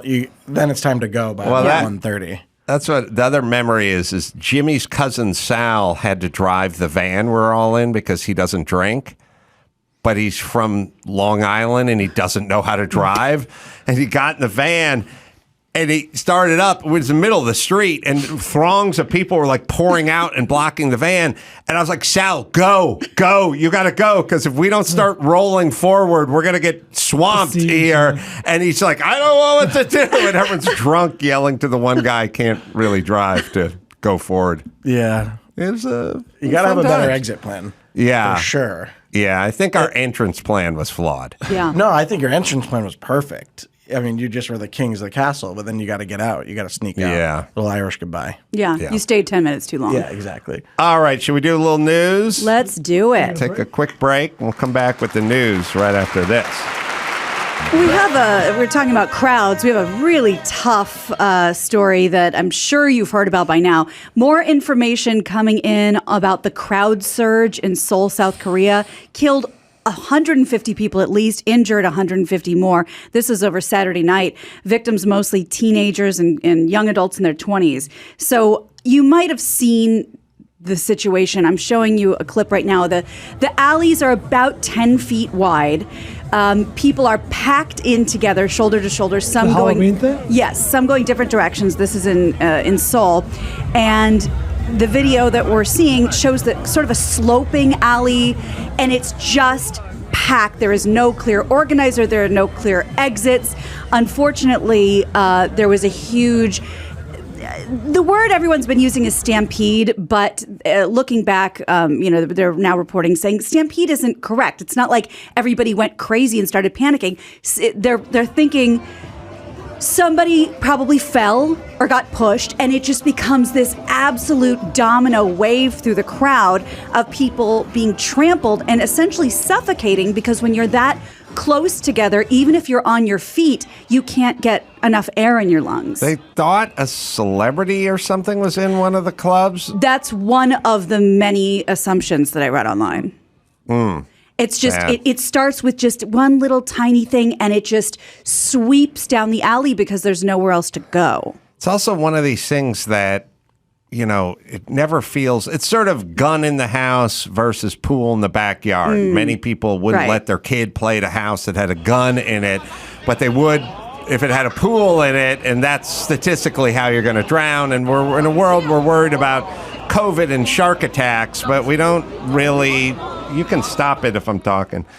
You don't really worry about crowds. No. Or any of this stuff. But if you think about... But you should. Your teenage kid who wants to go see the concert or whatever, this is a more likely way. And 150, Jesus Christ. That's terrifying. Yeah. That's and literally my biggest fear, I think. Something like that is just even... being stuck in a crowd like that. That's why I told Sal to drive, That's man. right. Don't go back to Santa Barbara. I've been crushed against the front railing at a concert. And, like, I was literally pulled out by my belt buckle. Like, that's the thing that I was so freaked out about, because it wasn't just people falling and getting stepped on. It was people who literally could pick up their feet and be so crushed in that they couldn't even get air in their lungs. I had no idea you could suffocate just being that close, but it makes sense because you're probably panicking, so your body's not right. The numbers could be off, but I was looking at one of these like crowd control like graphics, and it says like if you have more than 4 people per square meter, does that make sense? Yeah. Then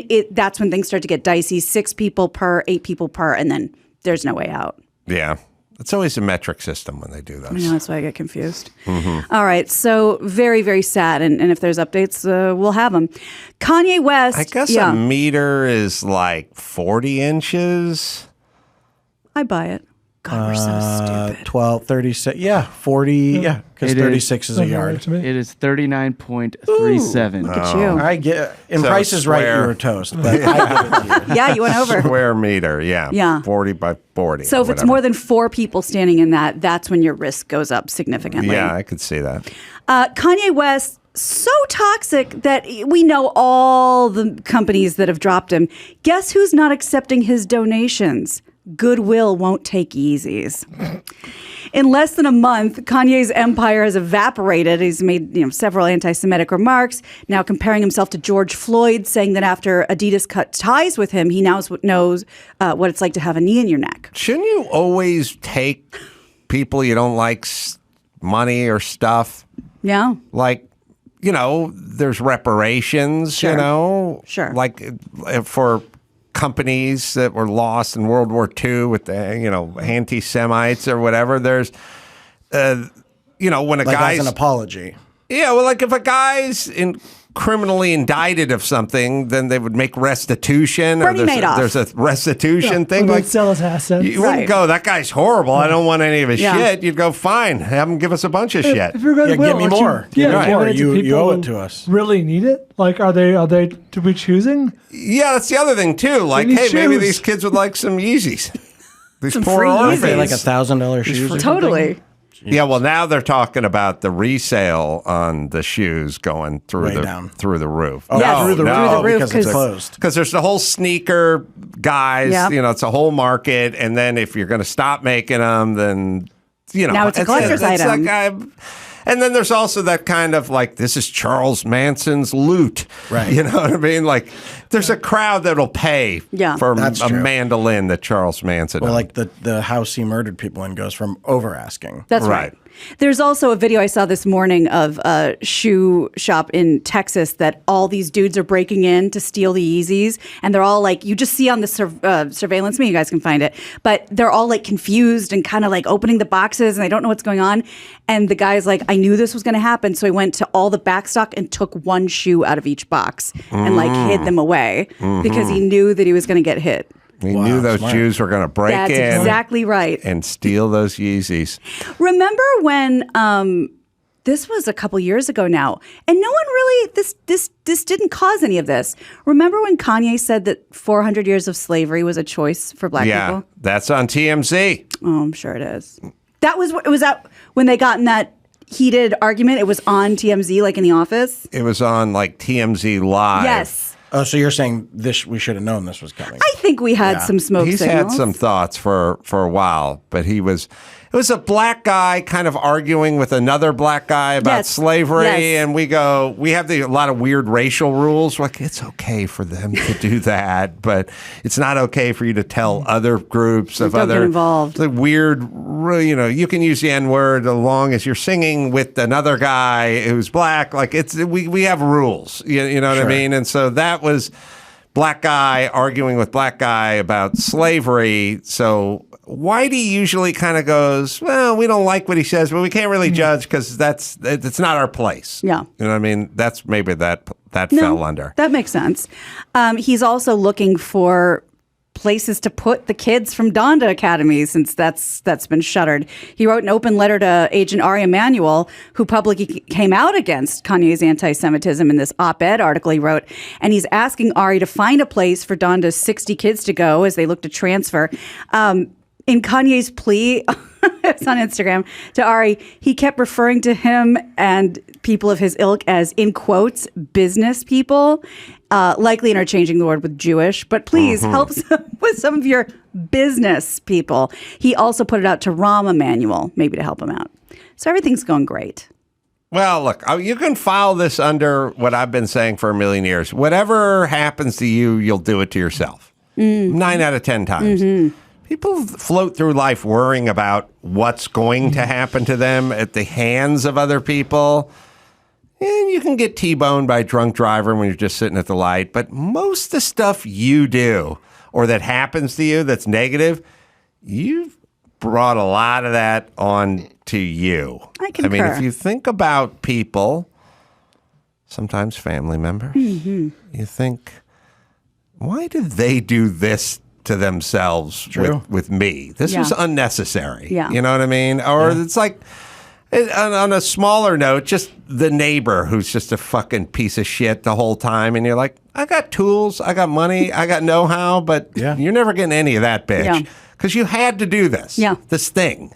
You know what I mean? Like, why? Why? In business, it happens a lot. You know, I used to see, I can't tell you how many, if Jimmy Kimmel employs you, he won't stop doing his show, not because he doesn't want to stop. He feels personally responsible for the 85 people he employs and their kids. That's who he is.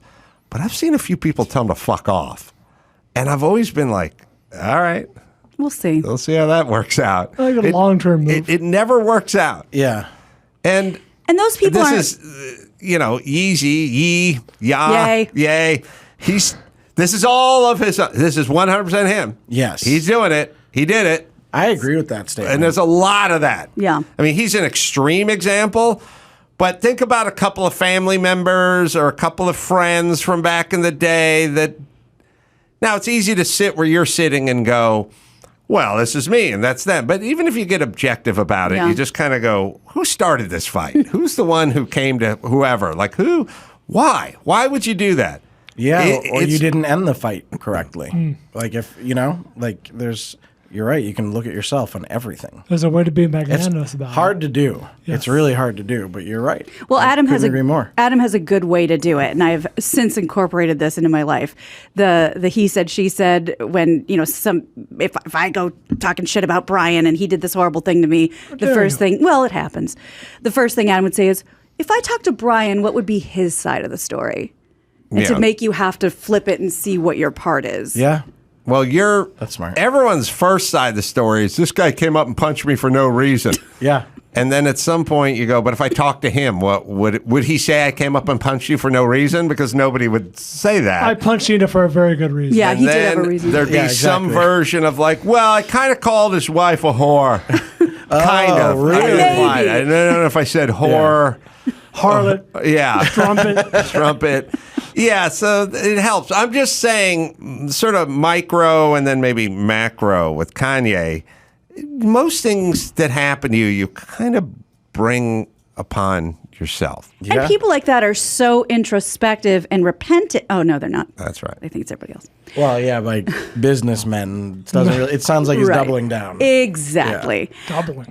Visitors who went to Shanghai Disneyland were temporarily blocked from leaving the park because of like 1 million reported cases of, one case of COVID in Shanghai Disneyland. Around 400,000 people. They couldn't leave Disney? Were stuck inside and individually screened before they could leave. The rides reportedly stayed open, and some guests reported that they were in line for screening and didn't leave until 10 p.m. that night. Guests reported being cold and hungry and waiting to get tested. Reuters quoted the city authorities as saying the resort shut its gates after authorities became aware of a 31-year-old woman who had visited the park in recent days who tested positive for coronavirus. Some 1.3 million residents of Shanghai's downtown district had been ordered to stay home for virus testing on Friday, and it was expected to be related to the same woman. Shut down the park and shut down the city. She was there a few days earlier, and so they punished everyone who's in the park? Just to make sure there was nothing lingering and shut down that whole neighborhood. Everyone go home. You'll be tested. Sounds like an Apple iPhone autocorrect. Was to is. That's exactly right. Way to go. I had this weird thing, which is I was telling you guys I went to Seth MacFarlane's birthday party the other week. We know you've heard the story. I haven't. Go the fuck up. I got invited, but I didn't reply for a while because it's not him; it's the service he uses or whatever. And then on Friday before the Saturday party, I replied and I said, "Yeah, I'm coming with a guest." I brought Matt D'Andrea, and then they just bounced back like, see you on Saturday. And I was like, okay. And then Saturday at about 6:37 at night, I was like, oh, let me find the address for that party, some hotel on Sunset. And I looked at it and I was like, oh, okay, the address. And then I read underneath it, it said, nobody will be admitted without a current COVID test. Here's the website you need to go to. And then you need to, and this was, Matt was on his way to my house. It was 7:00 at night. I didn't know what the website was, but I found a couple of home kits that had been bouncing around my house. And I was like, Matt, you and I got to do this. And then, but I was like, then what do we do? Do we take a picture of it with the current newspaper? We just physically showed up with the vials. Smart. And just showed it in there. And it worked? I worked enough. I mean, we got it. We went to the party. Yeah. I think, I don't know what it is, but the immediate bounce back reply that you think in your head is them just going, all right, we'll see you there. Needs some marker on there that goes, you better read this whole fucking email because what you thinking you're just getting to that a boy, you're not. There's marching orders and you need to click on this and scroll down. There need to be some asterisks at the top that say you must read. Yeah. Right. COVID test below. Something. Or, sexy co-eds or something, something to draw me in. Right. Yeah, maybe a GIF. I don't know. Something to make you scroll. Mm-hmm. I'm so glad you said that. You just reminded me. I don't know when there'll be another time to bring this up. I saw the most amazing public service announcement on TikTok, and I want everyone to do this. If you ever get your tire's flat or whatever, it's the middle of the night, you're on your own, you don't know what to do, and your phone is dying, guess what you're supposed to do? What? You're supposed to use the last of your battery to change your greeting and say, don't hang up. It's me. I'm stranded at the corner of this and this. Greeting. Yes, please, somebody come get me. So change if that's all the battery you have left on your phone, change your voicemail greeting so people will come save you. Brilliant. I don't know how to do that. I don't either. Fucked. That's the only problem. Well, you can also change your tire. Well, that's true. Yeah, you'll be fine. See, construction paid off. Oh, yeah. All right, let me hit Geico real quick now. Do you own, do you rent your home? Well, you do one or the other and you work hard. I'll tell you what is easy. Bundling policies with Geico. Geico makes it easy to bundle your homeowners or renters insurance along with your automotive policy. It's a good thing, too, because you already have so much to do around your home. So go to geico.com, get a quote, and see just how much you could save. It's so easy when you go to Geico. That is geico.com. All right, let's do one more, Gina Grad. All right. Well, let's talk transportation.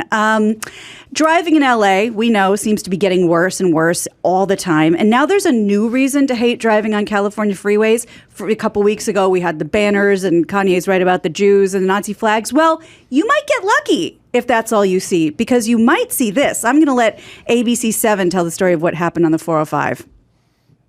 Just when you thought you'd seen it all in L.A., a man in a wheelchair rolls down the 405. Oh, no. Literally like a car. On the 405, he's still rolling down the The man slowing down traffic on the southbound right lane near Santa Monica Boulevard in West LA, eventually changing over to one of the middle lanes. He changed lanes. That's the worst traffic on earth. Midnight. Officers say the elderly man was taken off the freeway safely at Bundy. Fortunately, no one was hurt, and there were no crashes as a result. No word on whether the man was arrested or faces any charges related to this incident. Yes. Yeah, 35 tops. Yeah. So there's always something fun to look forward to in LA. Sadly, when we drove from here to San Diego and back, the new sign is look for pedestrians. Yes, watch on for the pedestrians. Freeway. Okay, a couple things. I don't need to be reminded to blink, to breathe, to shit, to piss. These are things that I will do. If I am driving down the 405 and somebody runs across you will stop. I will stop or I will swerve or not. I mean, whatever it is, whatever happens is going to happen. But you'll be aware. I could possibly be looking up at a freeway sign at the exact moment that the person runs across, in which case they've lessened their chances of getting to the other side. But I would argue that the stuff that's somewhere between no duh and no shit that's sort of built in reflexively to people's no reason to have the freeway signs.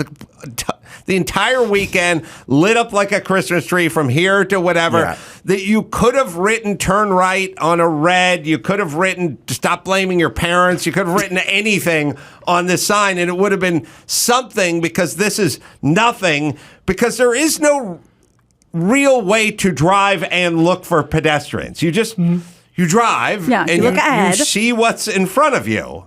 And if you do see somebody crossing, then you act accordingly, but you don't need to be told that. Please don't tell me this is a liability issue. No, hey, we told you to look for pedestrians. Sure it is. I think there should be I like that, a no duh, no shit committee.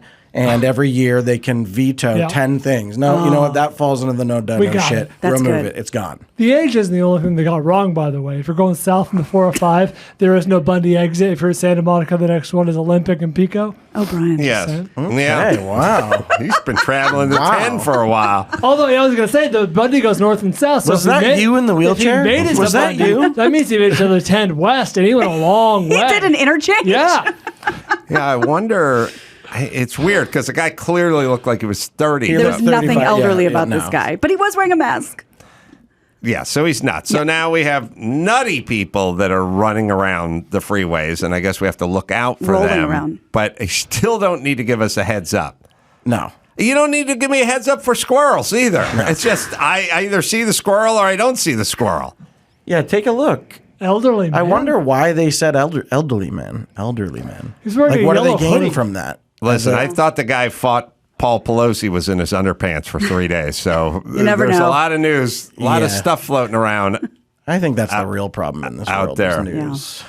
All right, let's bring it home, Gina Grad. You got it. I'm Gina Grad. Not your I was going to say I'm not your real news. Is great. I'm very much fake news, and that's the news. This is Charles Manson's loot. Gina Grad. That was the news with Gina Grad. Hambino Athletics, and it launches today as you hear this. HambinoAthletics.com is where you go. And Patrick Renna, thank you so much for coming in. Thank you for having me. This was a blast. I completely agree. And go to Carolla.com. Tucson Rialto Theater coming up December 15th, and off to the Improv December 16th and 17th, and that's in Tempe. Just go to AdamCarolla.com for all the live shows. Until next time, it's Adam Carolla for Patrick Renna and Ball Bryan and Gina Grad saying mahalo.